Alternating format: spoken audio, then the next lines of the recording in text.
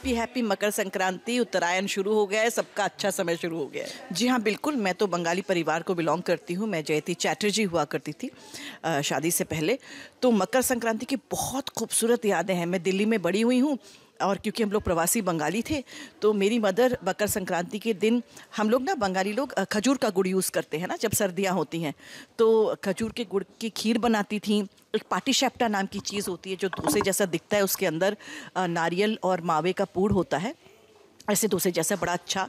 और फिर बचपन की यादों में एक पुली पीठे था जो ऐसे फ्राई करके फिर उसको दूध की खीर में उसको उबालते हैं, ये होता था। और उसके बाद because I was in Delhi तो लोहड़ी है और सर्दियां हैं, तो मकर संक्रांति के दिन रेवड़ियाँ, मूंगफली, ये सब चीज़ें, गजक, ये सब बहुत बहुत इम्पोर्टेंट थी हमारे लिए। It was very exciting time.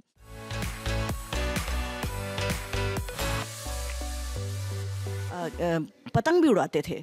मेरा भाई जो था वो मांझा बनाता था और मेरा काम था चरखड़ी चलाना और गुड्डी को ऐसे वो कन्नी देना।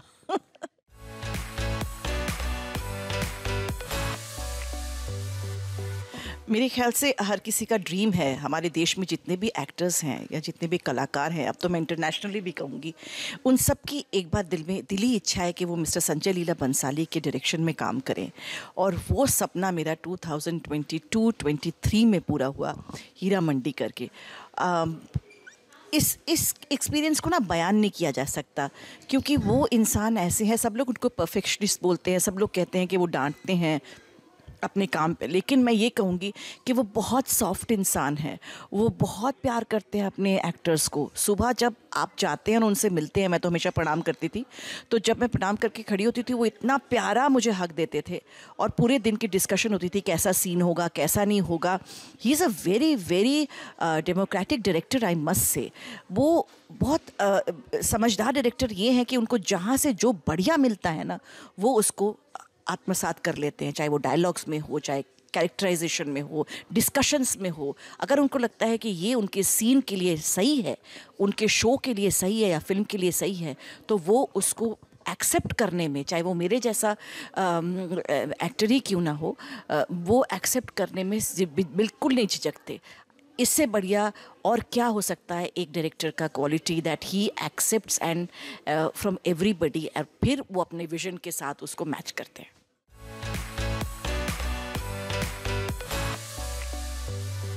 Did not feel any pressure on set. वो इसलिए नहीं क्योंकि मेरी जो थिएटर ट्रेनिंग है वो मिस्टर इब्राहिम अलकाजी के साथ, और फिर मैंने फिरोज़ खान साहब जैसे डायरेक्टर के साथ भी काम किया है थिएटर में, तो इसीलिए मुझे पता है कि परफेक्शनिज्म के लिए कितनी मेहनत करनी पड़ती है और क्या विजन चाहिए होता है और वो क्या पिक्चर पोर्ट्रे करना चाहते हैं। Everything is like a painting. तो मुझे इस बात का एक्सपीरियंस था अपने थिएटर ट्रेनिंग से, तो मैं वेल प्रिपेयर्ड थी मेंटली कि क्या जब मैं मिस्टर संजय लीला भंसाली के साथ काम करने जा रही हूँ तो वो बड़ा काम हो रहा है, उनका विजन बड़ा है और उस विजन को मुझे ऑन स्क्रीन उसको to the best of my capability उनके डायरेक्शन में मुझे उसको एनलिवन करना है, मतलब उसको जगाना है या जिंदा करना है।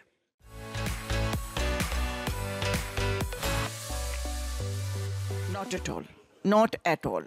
कंसिडर, आपने बहुत सही बात कही, कंसिडरिंग द टाइम रिस्ट्रेंट्स, क्या आप क्या बोलते हैं उस तरह के ग्रैंडियर को टेलीविज़न में क्रिएट कर सकते हैं? नहीं, उस तरह के ग्रैंडियर को क्रिएट करने के लिए आपको बहुत समय चाहिए, बहुत लोग चाहिए, बहुत पेशेंस चाहिए, और उस परफेक्शन को अचीव करने के लिए आपको एक अलग माइंडसेट चाहिए। हमें हर रोज़ 22 या 23 मिनट डिलीवर करना पड़ता है, कहाँ उसमें ग्रैंडियर दिखाएंगे। दूसरी बात ये है कि मैं टेलीविज़न के लोगों से और जो ये बात कहना चाहूँगी, ऑडियंस से ये बात कहना चाहूँगी कि जब लोग कहते हैं ना कि अरे यार फिल्म की तरह शूट किया है, टेलीविज़न को टेलीविज़न की तरह ही हर प्लेटफॉर्म का एक तरीका होता है शूट करने का। हम जितनी जल्दी वो समझें वो बहुत अच्छा है। तो एक हद तक हम उसको अपलिफ्ट कर सकते हैं क्योंकि विजुअली उसको सुंदर दिखना है, विजुअली उसको अच्छा दिखना है, विजुअली ड्रामेटिक दिखना है, इसलिए कुछ हद तक हम लोग शूट कर सकते हैं। लेकिन इतना बहुत ग्रैंड अगर हो जाता है तो वो टेलीविज़न पर मैंने देखा है, मैंने ये नोटिस किया है कि वो इतना इफ़ेक्टिव नहीं होता, क्योंकि टेलीविज़न माध्यम अलग है, कैमरा अलग है, सेटअप अलग है।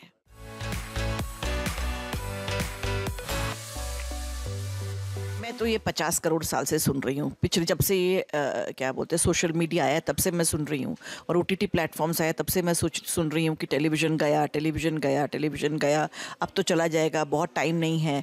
लेकिन मैं तो देख रही हूँ इतने सालों से कि टेलीविज़न ही सस्टेन कर रहा है।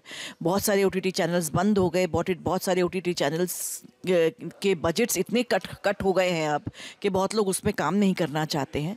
तो इसीलिए मैं ये कहूँगी, लेकिन टेलीविज़न बरकरार है। टियर 2, टियर 3 जो घर में बैठकर औरतें देख रही हैं, फैमिलीज़ देखते हैं, जो सिटीज़ होती हैं हमारे, उसमें अभी भी टेलीविज़न अच्छे से चल रहा है। अब टीआरपी नहीं देखते, अब टाइम स्पेंड देखते हैं, तो थोड़ा मापदंड चेंज हो गया है। टीआरपी देखते हैं पर उस पर इतना ध्यान नहीं देते, आजकल लोग टाइम स्पेंड पे ध्यान देते हैं।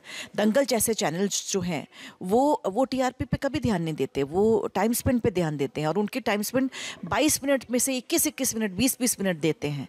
तो इसीलिए मैं ये कह रही हूँ कि टेलीविज़न तो है, जिंदा है और अच्छा चल रहा है।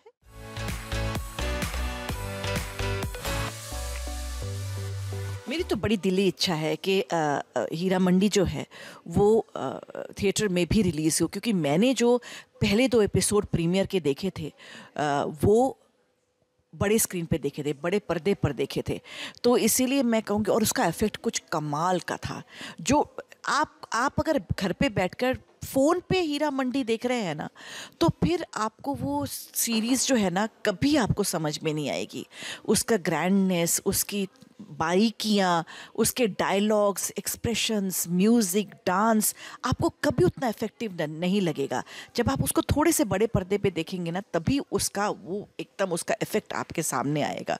तो ये मैंने नोटिस किया, क्योंकि मैंने पहले 2 एपिसोड जो थे वो बड़े पर्दे पर देखे थे। तो yes, I would request the OTT platform Netflix to release it on theatre, in theatres, चाहे वो 4 पार्ट में हो कि 1 घंटा में 4 घंटे निकल जाएंगे ऐसे, तो ऐसा हो। लेकिन अगर देख पाए हम लोग बड़े पर्दे पर और ऑडियंस भी देख पाए तो बड़ा मज़ा आ जाएगा।